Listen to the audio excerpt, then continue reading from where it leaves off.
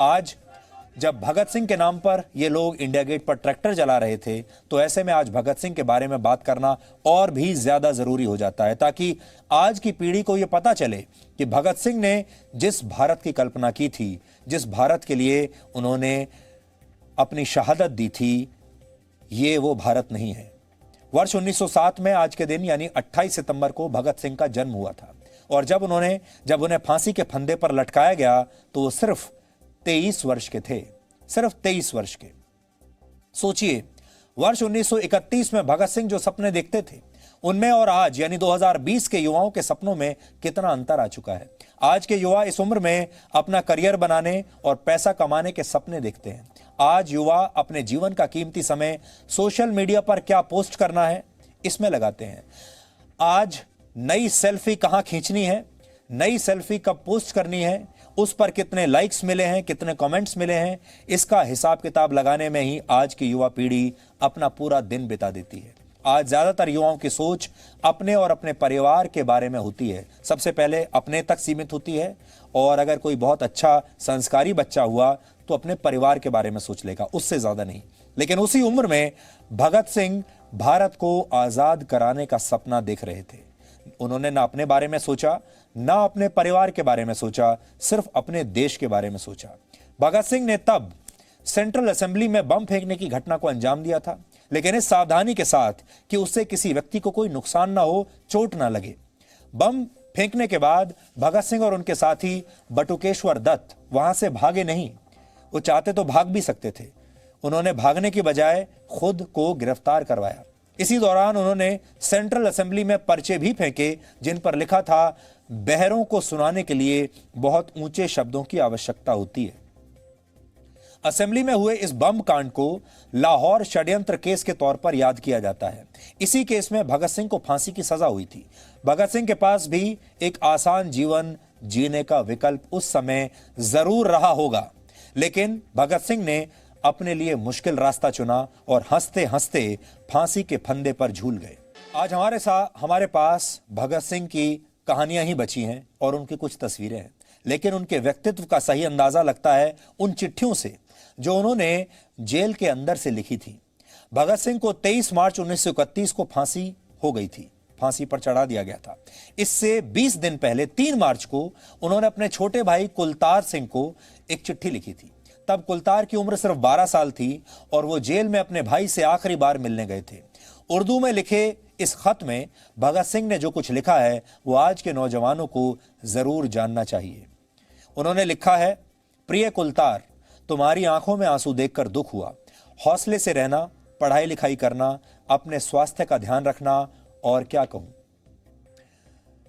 कुलतार उनके छोटे भाई थे और भगत सिंह को इस बात का दुख था कि जब कुलतार उनसे मिलने के लिए आए, कहते हैं कुलतार वो आखिरी व्यक्ति थे जो फांसी पर लटकने से पहले भगत सिंह से मिलने के लिए गए थे। ये उनकी आखिरी मुलाकात थी।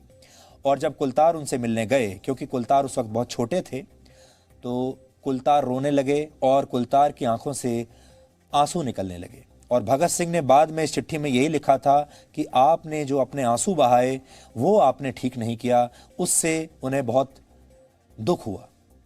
इसके बाद भगत सिंह ने 4 शेर लिखे, जिनमें से एक है, उसे फिक्र है हरदम नया तर्जे जफा क्या है, हमें ये शौक है देखें सितम की इंतहा क्या है। इसका मतलब यह है कि उन्हें हर वक्त ये चिंता रहती है कि कैसे अन्याय को आजमाया जाए, लेकिन हमें भी उनके अत्याचारों को सहने का शौक हो गया है। भगत सिंह ने इस खत के अंत में लिखा, खुश रहो अहले वतन, हम तो सफर करते हैं, तुम्हारा भाई भगत सिंह। भगत सिंह को हम क्रांतिकारी और स्वतंत्रता सेनानी के तौर पर तो याद करते हैं, लेकिन बहुत कम लोग जानते होंगे कि वो एक पत्रकार भी थे। वो 4 भाषाओं में लिखते थे, अंग्रेजी में लिखते थे, हिंदी में, उर्दू में और पंजाबी में। इसके अलावा वो बांग्ला और फारसी भाषा भी समझ लेते थे और बोलते भी थे। उस जमाने में भगत सिंह के लेख कीर्ति, प्रताप, वीर अर्जुन, मिलाप और अकाली नाम के पत्रों में छपा करते थे, लेकिन उनके ज्यादातर लेख बिना नाम के या फिर दूसरे नामों से, नकली नामों से छपते थे। मात्र 17 साल की उम्र में भगत सिंह ने आयरलैंड युद्ध के क्रांतिकारी डैन ब्रीन की किताब माई फाइट फॉर आयरिश फ्रीडम का हिंदी में अनुवाद किया था। सोचिए, तब वो सिर्फ 17 साल के थे। भगत सिंह जेल में जब थे तो कुल मिलाकर उन्होंने 716 दिन जेल में बिताए। इस दौरान वो लगातार किताबें पढ़ते रहे। उन्होंने जेल में रहते हुए वहां के अधिकारियों से 300 से ज्यादा किताबें मांगकर पढ़ डाली थी। जेल में रहते हुए उन्होंने किताबों के लिए संघर्ष किया, क्योंकि पहले उन्हें इजाजत नहीं मिल रही थी और बाद में किताब पढ़ने के लिए उन्होंने भूख हड़ताल की। उसके बाद उन्हें किताब पढ़ने की इजाजत मिली। आज हम आपको भगत सिंह के परिवार की एक दुर्लभ तस्वीर दिखाना चाहते हैं। यह तस्वीर सन 1970 की है, जब गाजियाबाद में भगत सिंह की प्रतिमा के अनावरण के समय उनका परिवार एकत्रित हुआ था। इस तस्वीर में दूसरी पंक्ति में दाएं से दूसरी सीट पर भगत सिंह की बहन प्रकाश कौर और तीसरी सीट पर भगत सिंह की मां श्रीमती विद्यावती बैठी है। इसी पंक्ति में बीचों बीच सबसे पीछे जो सबसे लंबे व्यक्ति आपको दिखाई दे रहे हैं वो भगत सिंह के भाई कुलतार सिंह हैं, जो सबसे पीछे खड़े हुए हैं ठीक बीच में। ये वही कुलतार सिंह है, भगत सिंह के भाई, जिनको लिखी चिट्ठी के बारे में अभी हमने आपको बताया। ये कुलतार सिंह ही भगत सिंह से मिलने के लिए आखिरी बार जेल में गए थे और भगत सिंह ने इनके नाम अपनी आखिरी चिट्ठी लिखी थी। पहली पंक्ति में दाईं ओर आपको केसी त्यागी दिखाई दे रहे हैं। केसी त्यागी बड़े नेता हैं और आजकल जनता दल यूनाइटेड के जनरल सेक्रेटरी हैं। ये जो तस्वीर हमें मिली है ये केसी त्यागी से ही मिली है और उस वक्त केसी त्यागी की उम्र सिर्फ 20 वर्ष थी और वो छात्र राजनीति में सक्रिय थे।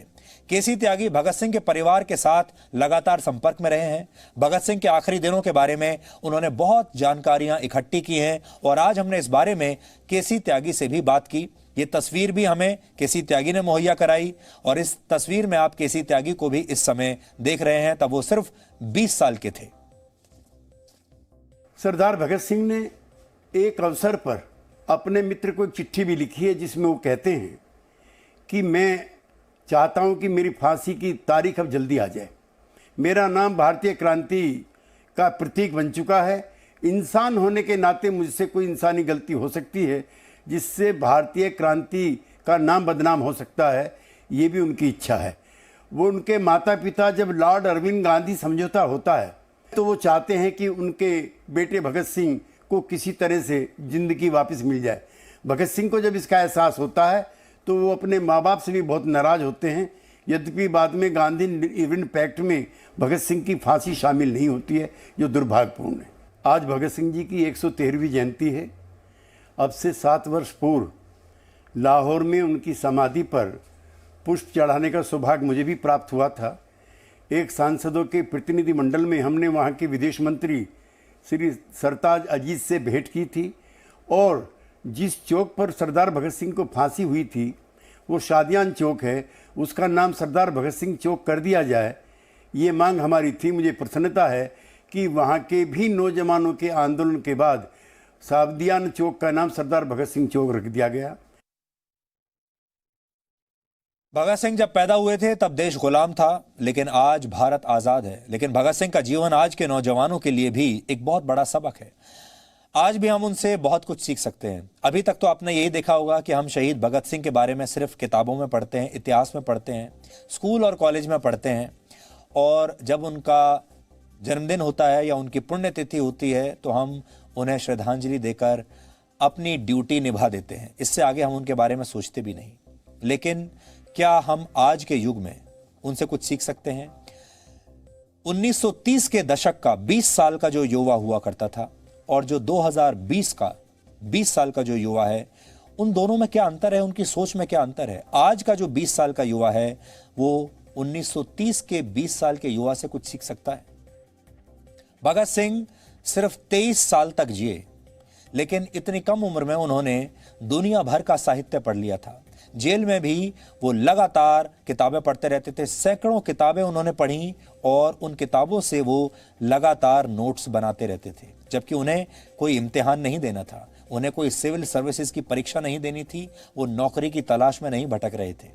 भगत सिंह से ये सीखा जा सकता है कि जीवन सिर्फ अपने लिए नहीं बल्कि अपने समाज के लिए और अपने देश के लिए होना चाहिए। भगत सिंह कहा करते थे कि जिंदगी तो अपने दम पर जी जाती है, दूसरों के कंधों पर जनाजे उठा करते हैं। भगत सिंह ने अपनी जिंदगी में ये बात सच करके दिखाई। भगत सिंह चाहते थे कि आजाद भारत में राजनीतिक, सामाजिक और व्यक्तिगत समानता हो, यानी कोई भेदभाव ना हो।